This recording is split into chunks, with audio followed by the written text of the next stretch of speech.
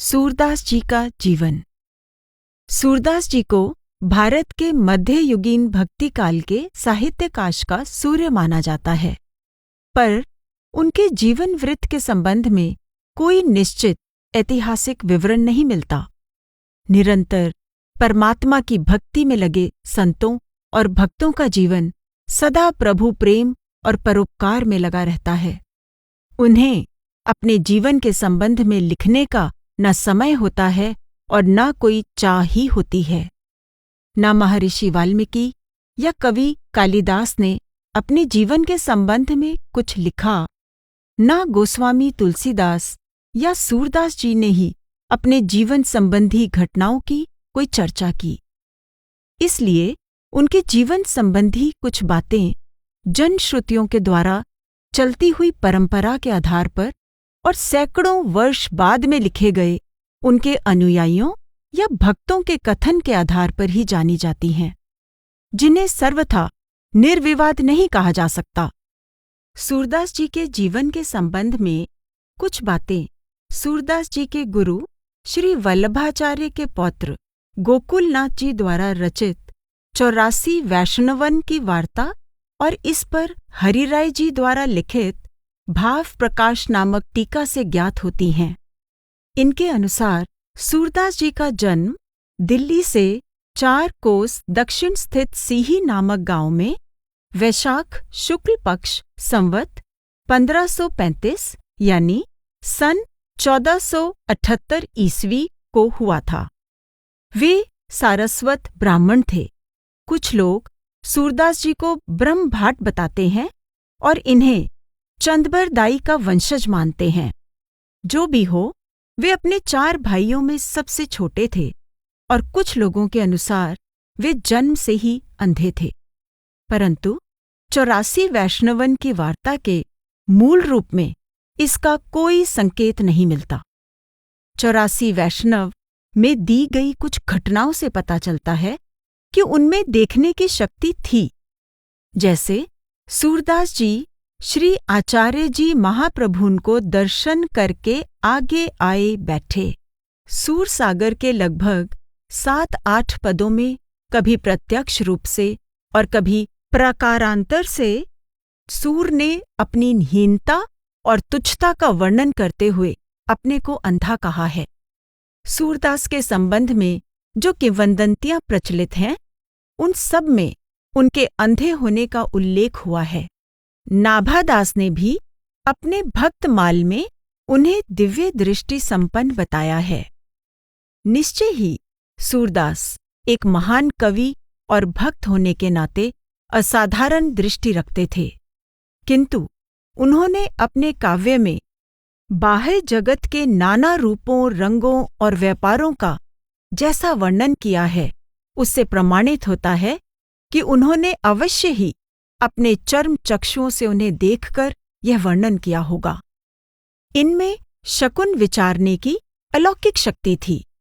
6 वर्ष की उम्र में ही इन्होंने दान में प्राप्त अपने पिता की खोई हुई मोहरों का पता बताकर उन्हें चमत्कृत कर दिया था। पर वे अपने माता पिता के साथ घर में न रहकर वहां से करीब 4 कोस दूर एक गांव के पास के तालाब के किनारे रहने लगे। वहां भी उन्होंने एक जमींदार की खोई हुई 10 गायों का पता बताकर उसे चकित कर दिया। उस जमींदार ने उनके रहने के लिए तालाब के पास एक कुटिया बनवा दी। वहां लोगों का भूत भविष्य बताकर उन्होंने पर्याप्त धन अर्जित किया। अपनी शकुन बताने की शक्ति और गायन विद्या की निपुणता से वे काफी प्रतिष्ठित हो गए। वे स्वामी कहलाने लगे और उनके अनेक सेवक बन गए। पर जब उन्हें लगा कि इन सब से उनकी भक्ति साधना में बाधा पड़ रही है, तो वे अपनी इकट्ठी की हुई सारी संपत्ति घरवालों को देकर वहां से चलकर मथुरा के विश्राम घाट पर आकर ठहरे। उनके कुछ सेवक भी उनके साथ आ गए, पर कुछ ही समय बाद मथुरिया चौबे की प्रतियोगिता में अपनी प्रतिष्ठा बढ़ाना उन्हें उचित नहीं लगा और वे मथुरा और आगरा के बीच एक निर्जन स्थान पर आकर रहने लगे। जिसे गौ घाट कहते हैं। यहीं पर उन्हें श्री वल्लभाचार्य जी का दर्शन हुआ, जिन्हें इन्होंने अपना गुरु धारण किया। महाप्रभु वल्लभाचार्य जी के पुत्र और उत्तराधिकारी श्री विट्ठलनाथ जी के छठे पुत्र श्री यदुनाथ जी द्वारा सन 1601 ईस्वी में रचित पुस्तक वल्लभ दिग्विजय के अनुसार वल्लभाचार्य का जन्म 1478 ईस्वी में रायपुर के पास चंपारण्य में हुआ था। इनके पिता लक्ष्मण भट्ट तैलंग ब्राह्मण थे। अपने पिता के साथ बनारस में रहकर इन्होंने शास्त्रों का गहन अध्ययन किया। अपने पिता के देहांत के बाद इन्होंने अपने आध्यात्मिक ज्ञान की प्रौढ़ता के लिए दक्षिण भारत की यात्रा की। इस यात्रा में, जिसका उल्लेख दक्षिण विजय में किया जाता है, उन्होंने विजयनगर के शासक कृष्णदेव राय की सभा में विभिन्न मतवादी आचार्यों को हराया। राजा कृष्णदेव ने इन्हें बहुत सा धन देना चाहा, पर इन्होंने कुछ भी स्वीकार नहीं किया। उत्तर भारत में लौटकर जब वे अडेल यानी प्रयाग से ब्रज आने के मार्ग में गौ घाट पर ठहरे, तब सूरदास जी उनसे मिलने पहुंचे। सूरदास जी ने श्रीमद् वल्लभाचार्य के सामने सबसे पहले इन 2 पदों को सुनाया, जिनमें उन्होंने अपने को पतितों का टीका यानी शिरोमणि और नायक कहकर अपनी दीनता का बखान किया। 1 प्रभु हों सब पतितन को टीको, और पतित सब दिवस 4 के हों तो जन्मत ही को। 2 हरि हों सब पतितन को नायक, को कर सके बराबर मेरी और नहीं को लायक। इन्हें सुनकर महाप्रभु वल्लभाचार्य ने कहा कि तुम इस प्रकार घिघियाते क्यों हो? कुछ भगवत लीला का वर्णन करो। सूरदास जी उस समय तक विशेषकर दास्य भाव की भक्ति की पद रचना ही करते और गाते थे। श्री वल्लभाचार्य ने श्रीमद् भागवत पुराण के 10वें स्कंध की अनुक्रमणिका सुनाई और उन्हें भगवद लीला की यानी प्रभु की लीला से संबंधित पद रचना करने के लिए प्रोत्साहित किया। आचार्य जी ने उसी समय उन्हें शिष्यत्व प्रदान किया। आचार्य जी की प्रेरणा से ही सूरदास जी श्रीनाथ जी के मंदिर में प्रमुख कीर्तन करने वाले के रूप में नियुक्त हुए। वे गोवर्धन के निकट पारसौली गांव के बगल में स्थित चंद्र सरोवर के किनारे रहते थे और श्रीनाथ जी के मंदिर में आकर नए नए पदों की रचना करके उनका कीर्तन किया करते थे। संभवतः वे इन पदों को लिख भी लिया करते थे। वल्लभ दिग्विजय नामक पुस्तक के अनुसार श्री वल्लभाचार्य जी का जन्म वैशाख कृष्ण पक्ष तिथि 11 संवत 1535 यानी 1478 ईस्वी रविवार को हुआ था। श्री वल्लभाचार्य द्वारा चलाए गए पुष्टि मार्ग यानी भगवत अनुग्रह या प्रभु कृपा मार्ग की प्रचलित मान्यताओं के अनुसार सूरदास जी वल्लभाचार्य से उम्र में केवल 10 दिन छोटे थे। इससे यह सिद्ध होता है कि सूरदास जी का जन्म भी संवत 1535 यानी सन 1478 ईस्वी में ही हुआ था। गोकुलनाथ जी ने निज वार्ता में तथा द्वारिकेश जी ने भाव संग्रह में इसी तिथि को सूरदास जी का जन्मदिन माना है। सूरदास जी ने 1510 ईस्वी के आसपास वल्लभाचार्य का शिष्यत्व ग्रहण किया था। इस प्रकार संभवतः करीब 32 वर्ष की आयु में सूरदास ने वल्लभाचार्य जी से गौ घाट पर दीक्षा ग्रहण की थी। सूरदास के साथ रहने वाले सेवकों ने भी उसी समय श्री वल्लभाचार्य जी से दीक्षा प्राप्त की। आचार्य जी गौ घाट पर सूरदास जी के साथ 3 दिन रहे और जब वे ब्रज को गए तो सूरदास जी भी उनके साथ हो लिए। अपने आचार्य जी के साथ गोकुल पहुंचने पर सूरदास जी ने सबसे पहले उन्हें श्री कृष्ण की गोकुल की बाल लीला का यह पद सुनाया। शोभित कर नवनीत लिए घुटरुन चलत रेन तन मंडित मुख दधि लेप किए। इससे आचार्य जी बहुत प्रसन्न हुए और उन्होंने उसी समय श्रीनाथ जी के मंदिर में कीर्तन की सेवा का अभाव सूरदास जी द्वारा दूर करने का निश्चय कर लिया। उन्होंने सूरदास जी को इसी तरह भगवत यश और भगवत लीला यानी प्रभु के यश और लीलाओं की पद रचना करते रहने की प्रेरणा दी। तब सूरदास जी ने उन्हें गोकुलवासियों के सौभाग्य का यह पद सुनाया। कौन सुकृत इन व्रजवासिन को कह विरंच शिवशेष, श्री हरि जिनके हेत प्रगट भय धर कै मानुष वेश। ज्योति रूप जगन्नाथ जगत गुरु जगत पिता जगदीश, जोग यज्ञ जप तप व्रत दुर्लभ सो प्रभु गोकुल ईस। ब्रह्मा जी, शिव जी और शेष जी भी कहते हैं कि इन ब्रजवासियों का कौन सा शुभ कर्म है कि इनके लिए प्रभु मनुष्य शरीर धारण करके प्रकट हो गए हैं। जो प्रभु ज्योति स्वरूप, सारे संसार के स्वामी, जगत गुरु और सबके पिता हैं, जिन्हें योग यज्ञ जप तप व्रत आदि से भी नहीं पाया जा सकता, वे ही गोकुल में मनुष्य का रूप धारण कर प्रकट हो गए हैं। यह पद सुनकर आचार्य जी और अधिक प्रसन्न हुए और उन्होंने उन्हें इसी तरह प्रभु के प्रेम और भक्ति की महिमा का गुणगान करते हुए प्रेम रस में सदा लीन रहने के लिए प्रेरित किया।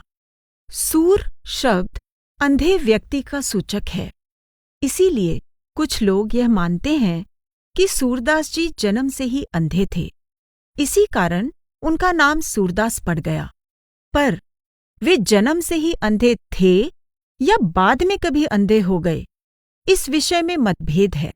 यह भी निर्विवाद रूप से कहना कठिन है कि वे पूर्ण रूप से अंधे थे या उनका अंधापन आंशिक था। सूरसागर के अनेक पदों से उनके अंधे होने की स्पष्ट सूचना मिलती है, पर जन्मांध होने का कहीं संकेत नहीं मिलता।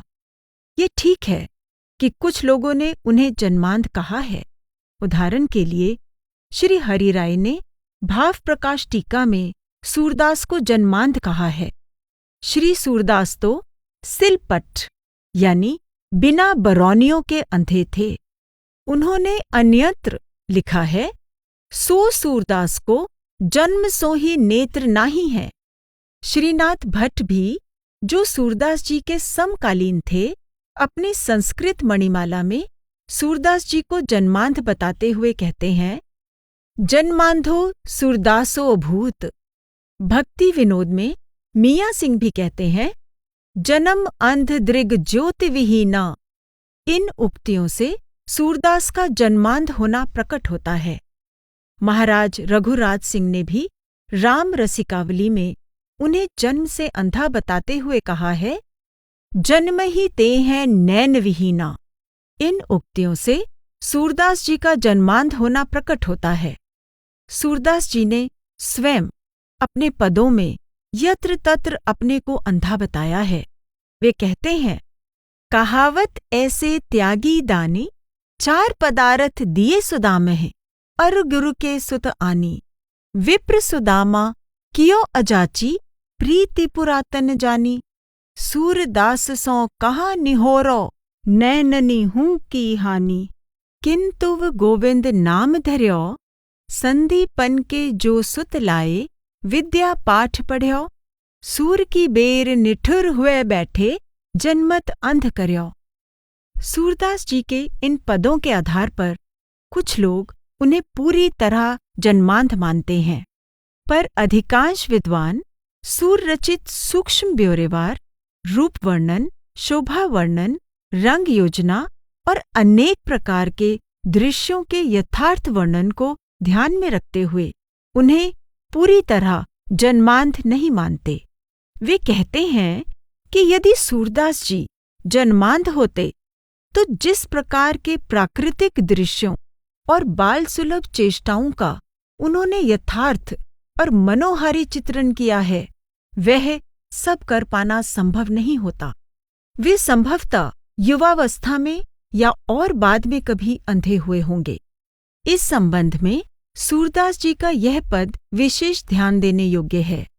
अब हों माया हाथ बिकानो, पर बस भयो पशु ज्यों रजुबस, भज्यो न श्रीपति रानो, हिंसा मद ममता रस भूल्यो, आसा ही लपटानो, सूरदास की एक आंख ही ताहू मैं कछु कानो। अर्थात वे अपने को एकाक्ष यानी एक आंख वाला बताते हैं और कहते हैं कि जो एक आंख है भी वह कुछ कानी है। इससे यह सिद्ध होता है कि सूरदास जी पूर्णतः अंधे नहीं थे। साथ ही इस बात में भी संदेह नहीं किया जा सकता कि प्रकृति ने उनकी बाह्य दृष्टि की कमी की पूर्ति उनकी आंतरिक प्रतिभा द्वारा प्रचुर मात्रा में कर दी थी। कहा जाता है कि बादशाह अकबर को अपने दरबार के प्रसिद्ध गायक तानसेन द्वारा सूरदास रचित एक पद को सुनकर सूरदास जी से मिलने की इच्छा हुई। अकबर का राज्यकाल सन 1556 से 1605 ईस्वी तक था। अपनी अजमेर यात्रा से फतेहपुर सीकरी लौटने के क्रम में उन्होंने मथुरा में सूरदास जी से भेंट की। जब अकबर ने सूरदास जी से कुछ गाने के लिए आग्रह किया तो सूरदास जी ने यह पद गाकर सुनाया। काम क्रोध मद लोभ तू, छाण सबे विपरीत। जब अकबर ने कहा कि कुछ मेरे संबंध में भी सुनाओ, तब सूरदास जी ने यह पद गाया। नाहिन रह्यो मन में ठौर, नंद नंदन अछत, कैसे आनिए उर और, श्याम गात सरोज आनन ललित गति मृदुहास, सूर ऐसे दरस को ये मरत लोचन प्यास। इस पद की अंतिम पंक्ति को सुनकर अकबर ने पूछा कि जब आपको आंख से दिखता नहीं तो फिर नंद नंदन के दर्शन के लिए आपके लोचन प्यासे कैसे मरते हैं। सूरदास जी चुप रहे, मानो वे संकेत द्वारा कह रहे हों कि आप भला मेरी उन आंखों को क्या जानेंगे जो नंद नंदन का सौंदर्य पान करने के बाद भी प्यासी रह जाती हैं। हरि का दर्शन किए बिना उन्हें चैन नहीं पड़ता और उनका मन सदा हरि की चितवन में उलझा रहता है। वे कहते हैं, हरि देखें बिन कल न परै, जा दिन तैं वे दृष्टि परे हैं, क्यों हूँ चित उन ते न टरै। सूर गोपाल स्नेह न छाड़े, देह सुरत सखी कौन करे। वे आगे कहते हैं, मेरो मन हरि चितवन अरुझानो, सूरदास चित भंग होत क्यों, जो जेह रूप समानो। अकबर को भी स्वयं अपने प्रश्न का समाधान सूझ गया। अकबर ने सूरदास जी को 2-4 ग्राम और बहुत सा धन देने की इच्छा प्रकट की, पर सूरदास जी ने कुछ भी लेने से साफ इनकार कर दिया। ऐसा अनुमान लगाया जाता है कि अकबर और सूरदास की यह मुलाकात संवत 1631 यानी सन 1574 ईस्वी में हुई, क्योंकि इसी वर्ष उसने विभिन्न धर्मों के महात्माओं को दरबार में बुलाकर उनके मतों की जानकारी ली थी। उस समय सूरदास जी बूढ़े हो चुके थे। उनकी उम्र करीब 96 वर्ष की थी। इस उम्र में उन्हें कुछ विशेष देखने की शक्ति नहीं रही होगी। सूरदास जी की दूसरी महत्वपूर्ण मुलाकात गोस्वामी तुलसीदास जी के साथ मानी जाती है। वार्ता साहित्य के अनुसार जब तुलसीदास जी अपने छोटे भाई नंददास जी से मिलने ब्रज गए थे, तब उन्होंने सूरदास जी से मिलने की इच्छा प्रकट की। कहा जाता है कि नंददास जी उन्हें साथ लेकर सूरदास जी से मिलने पारसौली ग्राम आए। तुलसी साहित्य में विशेषकर राम के बाल वर्णन और विनय पदों में तुलसीदास जी पर सूरदास जी के प्रभाव की झलक मिलती है। वार्ता साहित्य से भिन्न मूल गोसाई चरित में बाबा वेणी माधवदास द्वारा यह लिखा गया है कि सूरदास जी ही स्वयं चित्रकूट में तुलसीदास जी से मिलने गए थे, पर यह बात विश्वसनीय प्रतीत नहीं होती, क्योंकि सूरदास जी उम्र में तुलसीदास जी से बड़े थे और अक्सर छोटी उम्र वाले ही बड़ी उम्र वाले से मिलने के लिए जाते हैं। सूरदास जी के संबंध में 3 ग्रंथों का उल्लेख किया जाता है। 1 सूरसागर, 2 सूरसागर सारावली, 3 साहित्य लहरी। पर अब यह निश्चित रूप से सिद्ध हो चुका है कि सूरसागर सारावली सूरदास जी की रचना नहीं है और साहित्य लहरी सूरचंद नामक ब्रह्म भट्ट की रचना है। इसलिए सूरदास जी की एकमात्र प्रमाणिक रचना सूरसागर ही है, जो अपने आप में एक महान और महत्वपूर्ण ग्रंथ है। इसमें संदेह नहीं कि सूरसागर में वर्णित श्री कृष्ण की लीलाओं का मूलाधार श्रीमद् भागवत का 10वें स्कंध पूर्वार्ध है। श्रीमद् भागवत की ही भांति सूरसागर की कथा वस्तु भी 12 स्कंधों में विभक्त है। सूरदास जी ने स्वयं स्थान स्थान पर भागवत के अनुसार कथा वर्णन करने की बात कही है, जैसे सूर कह्यो क्यों कह सके जन्म कर्म अवतार, कहे कछुक गुरु कृपा तैं श्री भागवत अनुसार। सूरदास जी यहाँ अत्यंत विनम्रता से कहते हैं कि प्रभु के जन्म, कर्म और अवतार की कथा को कह पाना उनके लिए कठिन है। उन्होंने जो कुछ कहा है वह केवल अपनी गुरु की कृपा से श्रीमद् भागवत के अनुसार ही कहा है। सुख जैसे नृप को समझायो, सूरदास त्यों ही कह गायो। अर्थात जैसे सुखदेव जी ने राजा परीक्षित को श्रीमद् भागवत की कथा सुनाई, वैसे ही सूरदास जी ने भी अपने पदों द्वारा उसी कथा का वर्णन किया है। पर इस आधार पर सूरसागर को श्रीमद् भागवत का केवल एक तर्जुमा या छाया अनुवाद समझ लेना भारी भूल होगी। महाकवि सूरदास जी ने अपनी असाधारण प्रतिभा द्वारा परिचित लीलाओं के वर्णन में अनेक मौलिक कल्पनाओं का समावेश किया है तथा अनेक नई लीलाओं और चरित्रों को भी बढ़ाया है, जो श्रीमद् भागवत में नहीं पाए जाते। उदाहरण के लिए श्रीमद् भागवत में राधा के नाम का उल्लेख नहीं है, जबकि सूरसागर में राधा कृष्ण प्रेम का प्रारंभ, विकास और परिणति का बहुत ही सजीव, आकर्षक और महत्वपूर्ण चित्रण है। सूरदास जी के अनुसार राधा कृष्ण वास्तव में एक रूप ही हैं। उनकी द्विरूपता केवल उनके आंतरिक आनंदमय स्वरूप को प्रकट करने के लिए दर्शाई गई है।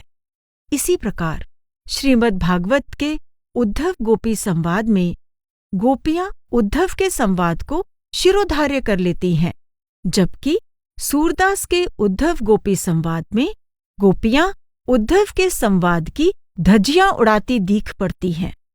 कृष्ण के प्रति गोपियों का प्रेम देखकर उद्धव की आंख खुल जाती है और उन्हें सगुण भक्ति की अनिवार्यता की समझ सहज ही आ जाती है। कृष्ण भक्त कवियों में सूरदास जी अग्रगण्य माने जाते हैं। उनके जैसा वात्सल्य, संयोग, वियोग और सौंदर्य का सरस, मधुर और सुंदर वर्णन अन्य किसी कवि की रचना में दुर्लभ है। सूरदास जी के संसार से चले जाने के सैकड़ों वर्ष बाद उनकी कवित्व शक्ति की अपरिमेयता में कुछ लोगों का विश्वास इतना बढ़ गया कि यह किंवदंती चल पड़ी कि सूरदास जी ने 1.25 लाख या 1 लाख पदों की रचना की थी, पर इसका कोई प्रामाणिक आधार नहीं मिलता। इनकी रचना लगभग 5-6 हजार पदों से अधिक नहीं है, पर यह संख्या भी कोई कम नहीं है। सूरदास जी के संबंध में एक किंवदंती इतनी प्रसिद्ध है और उसके साथ जुड़ी हुई सूरदास जी की मनोभावना इतनी मार्मिक है कि उनकी ओर संकेत करना उचित प्रतीत होता है। कहते हैं कि वृद्धावस्था में आंख से दिखाई ना पड़ने के कारण सूरदास जी किसी कुएं में गिर पड़े थे और वे कुएं से तभी निकलना चाहते थे जब उनके भक्तवत्सल प्रभु स्वयं अपने लंबे हाथों से उनका हाथ पकड़कर उन्हें कुएं से बाहर निकालें। जब भक्तवत्सल प्रभु ने कृपा करके सूरदास जी को कुएं से बाहर निकाल दिया और जाने लगे। तब सूरदास जी ने प्रभु के हाथ को जकड़कर पकड़ लिया, क्योंकि अब वे उन्हें जाने देना नहीं चाहते थे। पर सर्वशक्तिशाली प्रभु जब अपना हाथ छुड़ाकर जाने लगे तो सूरदास जी ने बड़े ही मार्मिक ढंग से प्रभु के प्रति अपना प्रेम भाव प्रकट करते हुए कहा, कर छुटकाए जात हो निबल जान के मोहे, हृदय तैं जब जाओगे तो मर्द बखानो तो है। प्रेमी भक्तों के हृदय से कभी कभी अपने परम प्रिय प्रभु के प्रति इस प्रकार के प्रेमोद्गार प्रकट हो जाया करते हैं। प्रभु के परम प्रेमी श्री रविदास जी ने भी इसी प्रकार की प्रेम भावना प्रकट करते हुए प्रभु से कहा था, जो हम बांधे मोह फास हम प्रेम बंधन तुम बाधे, अपने छूटन को जतन करो हम छूटे तुम आराधे। सूरदास जी की मृत्यु बड़ी आयु में संभवतः सन 1583 ईस्वी में अनुमानित है। उनकी मृत्यु अवश्य ही सन 1585 ईस्वी के पहले हो गई होगी, क्योंकि सन 1585 ईस्वी में महाप्रभु वल्लभाचार्य के पुत्र तथा उत्तराधिकारी श्री विट्ठलनाथ जी का देहांत हुआ था और वे सूरदास जी की मृत्यु के समय उपस्थित थे। सूरदास जी की मृत्यु के समय का आंखों देखा वर्णन 84 वैष्णवन की वार्ता में सुरक्षित है। सूरदास जी अपनी मृत्यु का आभास पाकर पारसौली गांव के चंद्र सरोवर पर आ गए। शरीर साथ नहीं दे रहा था, इसलिए वे सरोवर के किनारे श्रीनाथ जी के मंदिर की ओर मुंह किए लेट गए और अपने गुरु के पुत्र और उत्तराधिकारी गोस्वामी विट्ठलनाथ जी का स्मरण करने लगे। गोस्वामी विट्ठलनाथ जी को भी इसका पता चल गया और उन्होंने अपने सेवकों से कहा कि पुष्टि मार्ग का जहाज जा रहा है, जिसे जो कुछ लेना है ले लो। रामदास, कुंभनदास, गोविंद स्वामी और चतुर्भुज दास के साथ वे पारसौली पहुंचे और सूरदास जी को मरणासन अवस्था में देखा। गोस्वामी जी के आते ही अचेत पड़े सूरदास जी में थोड़ी चेतनता आ गई और उन्होंने कहा कि मैं तो आप ही के आने की बाट देख रहा था और प्रभु की भक्त वत्सलता से भरपूर यह पद गाया।